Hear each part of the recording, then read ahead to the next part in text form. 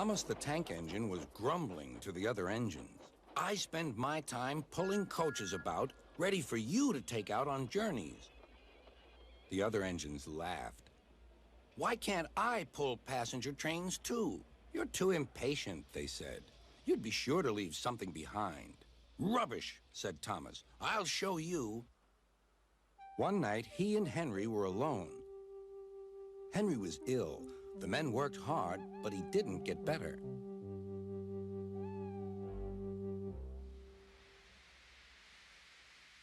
He felt just as bad next morning. Henry usually pulled the first train, and Thomas had to get his coaches ready. If Henry is ill, he thought, perhaps I shall pull his train. Thomas ran to find the coaches. Come along, he fussed. There's plenty of time, they grumbled. Thomas took them to the platform and wanted to run round in front at once. But his driver wouldn't let him. Don't be impatient, Thomas. Thomas waited and waited.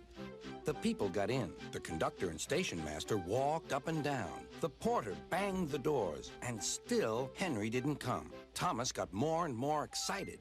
Sir Topham Hatt came to see what was the matter, and the conductor and station master told him about Henry. Find another engine, he ordered. There's only Thomas, they said. You'll have to do it then, Thomas. Be quick now. So Thomas ran round to the front and back down on the coaches, ready to start. Let's not be impatient, said his driver. We'll wait till everything is ready. But Thomas was too excited to listen. What happened then, no one knows. Perhaps they forgot to couple Thomas to the train, or perhaps the driver pulled the lever by mistake. Anyhow, Thomas started without his coaches. As he passed the first signal tower, men waved and shouted, but he didn't stop.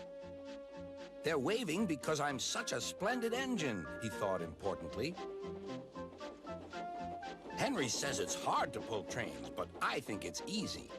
Hurry, hurry, hurry, he puffed, pretending to be like Gordon. People have never seen me pulling a train before. It's nice of them to wave. And he whistled, beep, beep, thank you.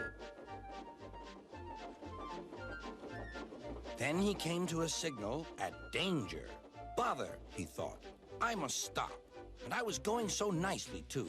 What a nuisance signals are. He blew an angry beep, beep on his whistle. The signalman ran up. Hello, Thomas, he said. What are you doing here? I'm pulling a train, said Thomas. Can't you see? Where are your coaches, then? Thomas looked back. Why, bless me, he said, if we haven't left them behind. Yes, said the signalman. You'd better go back quickly and fetch them. Poor Thomas was so sad he nearly cried. Cheer up, said his driver. Let's go back quickly and try again.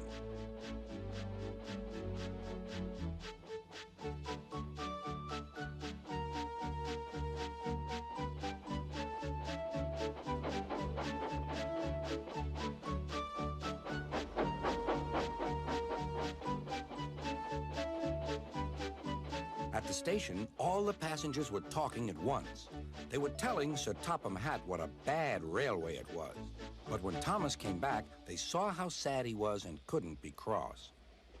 He was coupled to the train, and this time he really pulled it.